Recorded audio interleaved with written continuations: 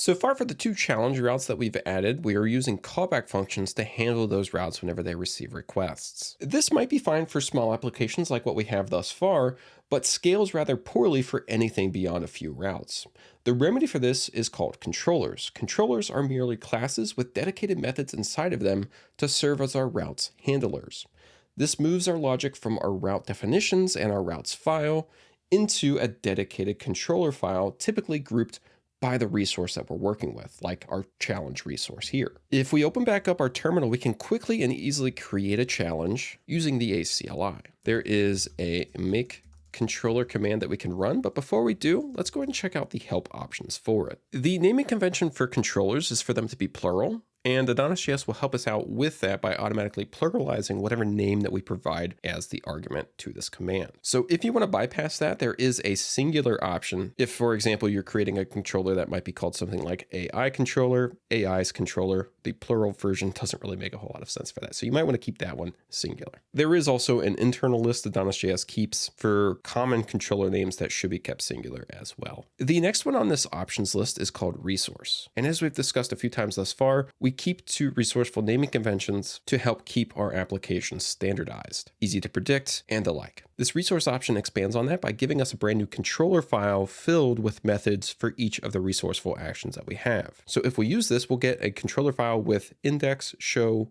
create, store, edit, update, and delete methods inside of it. There's also an API option for an API version of the resource. APIs don't really need to worry about rendering an edit or create page, so those will be omitted from that resource if you use this version. And then again, similar to our make view, there's also a contents from option if you want to duplicate or use a custom stub to create this controller. Finally, you'll also note that there's this actions spread argument that we can provide. This allows us to create a controller stubbed with whatever custom method names we need inside of it. So for example, we could do node ace, make controller challenge, and I'll make that singular so that we showcase how it will pluralize it for us. And if we just wanted a show method inside of this, we could just do show, or we could do index. And now if we were to run this at this point in time, we would get a new challenge controller with both a show and index method stubbed inside of it. For this one though, we're going to be creating a full resource for it. So we'll do -r to create this as a resourceful controller. So I'll hit enter there, and we can go ahead and boot our server back up while we're in our terminal and then hide it away. Now, if we jump up into our application directory or app directory there, we have inside of our controllers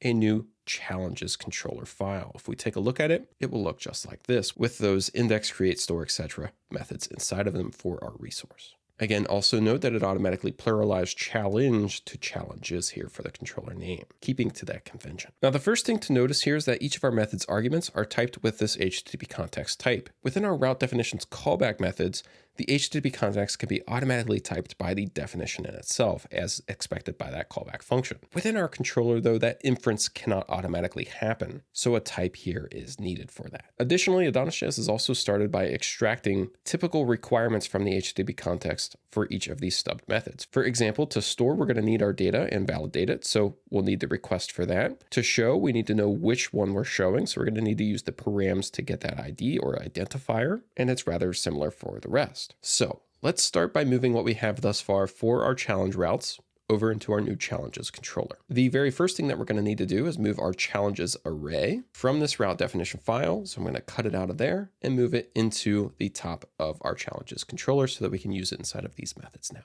Then we can move the inner contents, the route handler portion, from our challenge index route handler, the /challenges route, into the index method of our challenges controller. So right inside of here. So we'll move those brackets down and paste that in. Now we can still refer to the HTTP context as just simply CTX here, but it is typically a little bit cleaner to go ahead and extract out the particular portions of the HTTP context we need for each individual route handler as such. So for this one, we just need the view to render our edge page, so we can do it just like that. And that just simplifies things a little bit there for us. Then we also need to do the exact same for our show route handler for our challenge. So we'll just move the contents from here into our challenges controller, and we want to skip the create and store and instead jump down to the show method for this one. So we'll plop the contents in here. And again, we can extract out view from our HTTP context in addition to our params, get rid of the CTX abbreviation there, as well as there, and voila.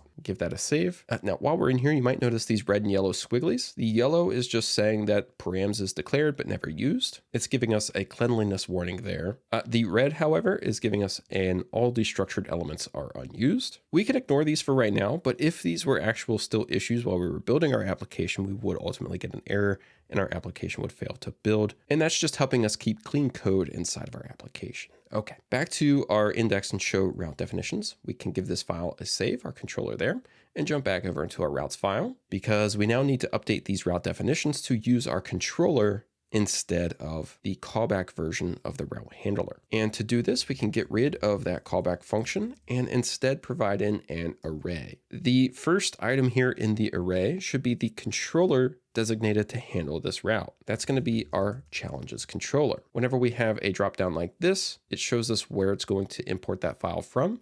We can hit tab to accept it, and it will automatically add an import for us. The second item inside of this array is then going to be the method inside of this controller that should specifically be used to handle this individual route. And whenever we type in our strings here, we're going to get an autocomplete list of all of the methods defined inside of this controller. For this particular route, we want to use the index method. Now you will notice that we have a red squiggly on our challenges import. ESLint here wants us to replace the standard import with a lazy import. So if I hit save, it will take it from this traditional import to instead being a lazy import by wrapping an import method inside of a callback. This means that our challenges controller won't actually be imported until a request comes through for that very first challenge. This is preferred to allow our server to boot up a little bit quicker.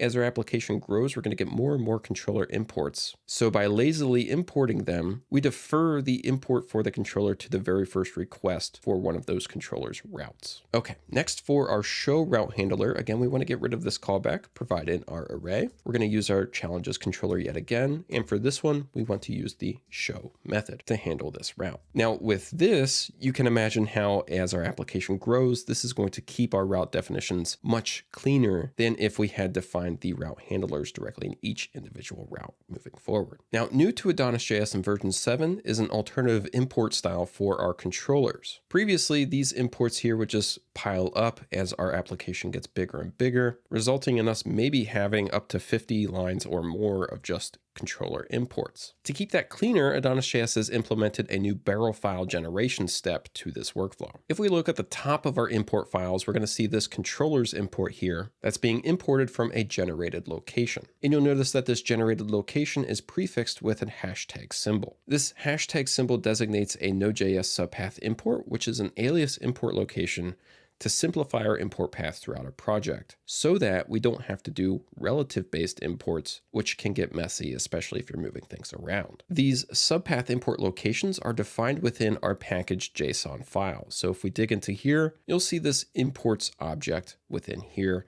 This is how they're being defined. And you'll notice that AdonisJS comes with a number of them out of the box. We can add whatever we want in here as well. Specifically though, if we look for the generated one, you'll notice that from the root of our project, the /, it's looking at a .AdonisJS folder. And then inside of there, it's going inside of a server folder and importing any JS file within there. The JS here is also synonymous with TS files as well. So if we go back to that import then, the one that we have right here, essentially what this is saying is anytime that we're importing from hash generated, look within the .AdonisJS /server/ and then pick up from the rest of the import there. So /controllers here. Ultimately meaning that we're importing from .AdonisJS server controllers.ts to get our controllers right here. And if we were to open this file up, it's going to look like this. You'll notice it's just an object containing those lazy import paths that we currently have for our challenges controller inside of our routes.ts file. So it's just moving them from that route definition file where they can accumulate quickly into this generated location for us to be able to automatically use. So we can make use of this then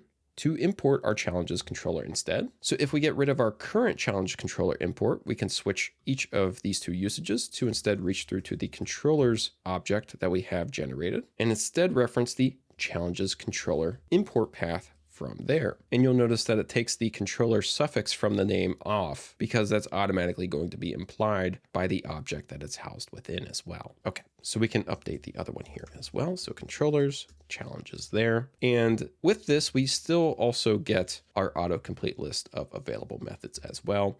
So you're not losing anything at all by using these barrel files. Okay, so now whenever we send out a request for our /challenges index page, for example, AdonisJS will instantiate an instance of the controller that we've designated to handle this route, and then execute the method that we've told it to use to actually handle the route. And also note that each request that's sent to our server is going to get a brand new instance or an isolated instance of the controller itself. So the controller instance is not shared across requests, it's specific to a request. Finally, since we're using a resourceful controller, AdonisJS provides a utility route definition to automatically define a route for each of the resourceful actions that we have. So we can actually define a route definition for each of these methods inside of our controller in a single line within our route definitions file by using the router.resource method to define these routes. All that we need to do is provide in the resource name, so challenges. This resource name is what's used inside of the pattern for that URL. And then the second argument is just the controller that should handle each of the resourceful actions. From there, AdonisJS will define the index, show, create, store, edit, etc.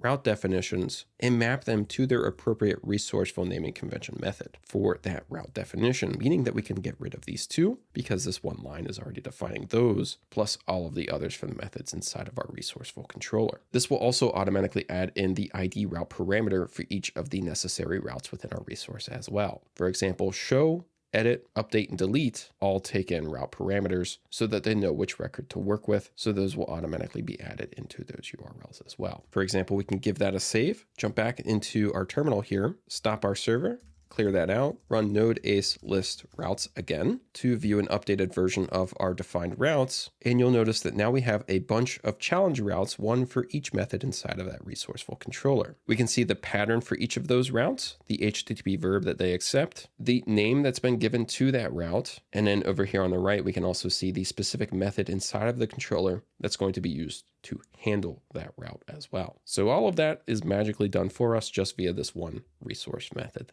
there. Additionally, if we go ahead and clear this out and we run npm run dev to boot our server up one more time, you'll notice that there's a code gen step within here. This is the step that automatically generates out the files within our .adonisjs directory. So if you're using something like barrel files, do note that the mapping for those aren't going to be updated or generated until we start our server up. So if you've just added a controller and you're missing it from your generated controller's barrel file, start your server up and that should pick up that change to make it available for you. Okay, a couple more things here on the resource. Similar to the API variant that we have within the make controller a CLI command, there's also an API only version of that resource that will omit the create and edit pages from those route definitions. There is also, if you have a weird variant of a resource, an only method that allows us to specify individual resource actions that should have routes defined for them. So since we only have our index and show methods inside of our controller filled out right now, if we just wanted to define routes for them, we could do something like this. But at this moment, we have a little bit more to learn yet. So I'm actually going to go back to